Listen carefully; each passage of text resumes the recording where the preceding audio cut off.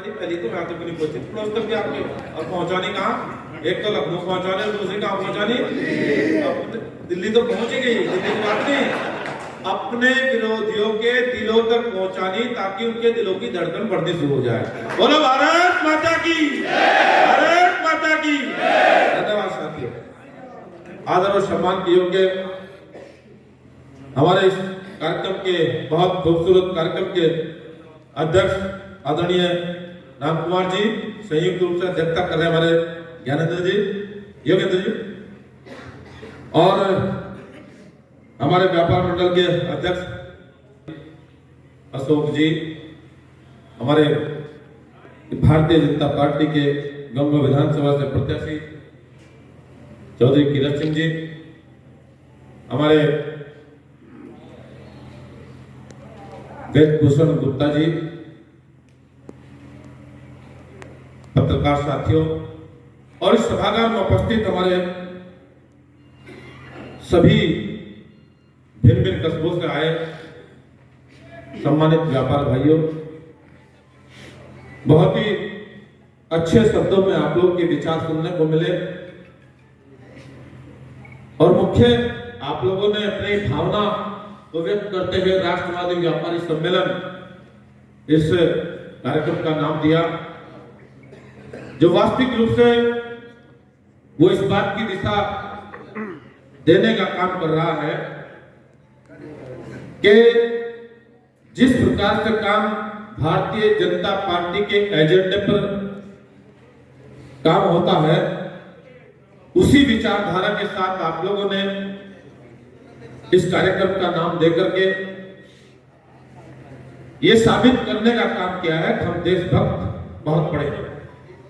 अपनी राष्ट्र के प्रति भावना को हम लोग व्यक्त करते हुए आगे बढ़ना चाहते हैं और देश का माहौल किस प्रकार से पिछले कुछ सालों के अंदर बदला और उत्तर प्रदेश का शासन पिछले 5 सालों के अंदर को मिला, ये इस देश का बच्चा बच्चा और इस पर जान भी रहा है, समझ भी रहा है। से अब थोड़ा बोल। आप देखते हैं जब भी हम लोग चुनाव में जाते हैं और चुनाव में भिन्न भिन्न प्रकार के नारे, भिन्न भिन्न प्रकार के एजेंडे के अनुसार चलते हैं, उन एजेंडे को लेकर के चलते समय हमारे भारतीय जनता पार्टी के एजेंडे पर भारत माता का नारा लगाना, ये हमारे एजेंडे में, वंदे मातरम का नारा लगाना, ये हमारे एजेंडे में है। किसी दूसरे दल के एजेंडे में भारत माता का नारा लगता हुआ दिखाई नहीं देगा आपको। ये इस देश का बहुत बड़ा दुर्भाग्य है। ऐसे ऐसे एजेंडे पर काम करने वाले लोग इस देश को किस दिशा, ये समझने वाली बातें हैं। 2014 में आप लोगों ने देश की सरकार बनाई, कोई कमी नहीं। और साथियों, मेरे भाइयों,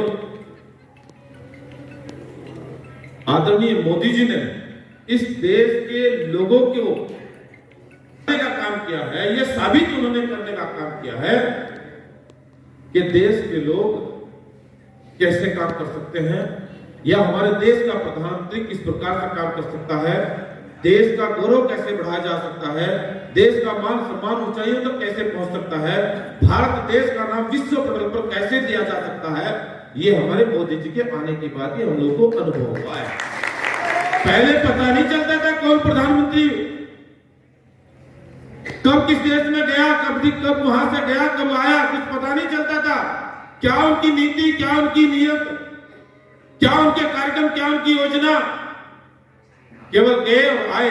बस प्रधानमंत्री आदरणीय मोदी जी जब भी किसी देश में जाने का काम करते हैं और अपने विचारों को कितना प्रभावित, अपने विचारों से कितना प्रभावित कर करके आते हैं और कितना सम्मान उनका विदेश की धरती पर भी होने का काम होता है। और वहां के लोग भी ये कहने के लिए मजबूर कि हमें भी अपने देश में मोदी जी की नीतियों को अपना करके काम करने की जरूरत है। मोदी जी का नाम लेकर के वहां के देश के लोग वोट मांगने की बात करें, हमारा सीना चौड़ा नहीं होगा क्या? निश्चित रूप से हम लोगों को गर्व महसूस होता है, फक्र महसूस होता है।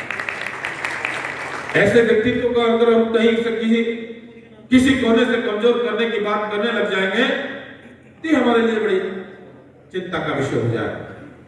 साथियों, पिछला 5 साल हमारे मोदी जी का बहुत ऐतिहासिक कार्यक्रम, देश को लाभान्वित करने वाले कार्यक्रम, देश की जनता के लिए अपनी योजनाबद्ध तरीके से उन तक योजनाओं का लाभ पहुंचाना, ये लक्ष्य हमारे प्रधानमंत्री जी का रहा और गरीब से गरीब तक योजनाओं का लाभ पहुंचा। आप साथियों, बताना चाहता हूं, पूरे 5 साल आदरणीय मोदी जी ने पिछली बिगड़ी हुई व्यवस्था को सुधारने में लगाने का काम किया। कार्यक्रम भी बहुत दिए और पिछली व्यवस्था को भी सुधारने का काम किया, बिगड़ी हुई व्यवस्था को। और ये जो 5 साल आप लोग के 2019 से अब के चल रहे ना, इन्हीं 2-2.5 सालों के अंदर जो 2.5 साल का समय बीत गया, इन 2-2.5 सालों में आप लोगों ने देखा होगा ऐतिहासिक निर्णय, बड़े बड़े निर्णय, जिन निर्णयों को करते समय दूसरे लोग, आपके विरोधी लोग, विपक्षी लोग केवल यही भ्रम फैलाने का काम करते रहे। अगर इसको छेड़ने की बात हुई, देश के अंदर दंगा हो जाएगा, झगड़ा हो जाएगा, विवाद होगा। लेकिन आदरणीय मोदी जी ने धारा 370 को पता भी नहीं चलने दिया, कितनी देर में हटाने का काम किया। इतिहास इस बात का गवाह है। इतिहास के पन्नों पर उन्होंने अपना नाम लिखवाने का काम किया है। और जिस समय लोकसभा के अंदर चर्चा होने का काम हो रहा था, उस लोकसभा के चर्चा के दौरान कितना झूठ बोलने का काम विपक्ष ने किया, कितना भ्रम फैलाने का काम किया। अगर धारा 370 को हटाने की बात होगी, उस पर चर्चा कराने की बात होगी, उसको लागू करने की बात होगी, तो साथियों देश के अंदर खून खराबा हो जाएगा, झगड़ा हो जाएगा। लेकिन हमारे आदरणीय मोदी जी ने धारा 370 को भी हटाने का भी काम किया और लागू भी करने का काम किया, और देश के अंदर एक भी झगड़ा, एक भी विवाद नहीं होने दिया। बड़ा शांतिपूर्वक तरीके से उसको पूरा करने का काम किया। उम्मीद नहीं करते थे धारा 370 के बाद राम मंदिर का मसला कितने लंबे सालों से अटका पड़ा हुआ था। अगर खुदा न खास्ता हमारे उत्तर प्रदेश के अंदर और देश के अंदर आदरणीय मोदी जी की और योगी जी की सरकार में होती, उम्मीद ना करते राम मंदिर का भव्य निर्माण की नींव रख पाते।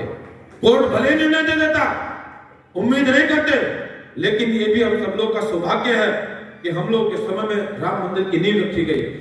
भव्य राम मंदिर का निर्माण होते हुए हम लोग देखने का काम कर रहे हैं। ये मोदी जी के और योगी जी के होते हुए संभव हो सका। साथियों, उत्तर प्रदेश की सरकार को भी लगभग 5 साल होने जा रहे हैं। कितनी बुरी हालत थी लगभग 4.5 साल पहले। पता नहीं चलता था कब फोन आ जाए, इतने दे जा भाई, चलता तो सही।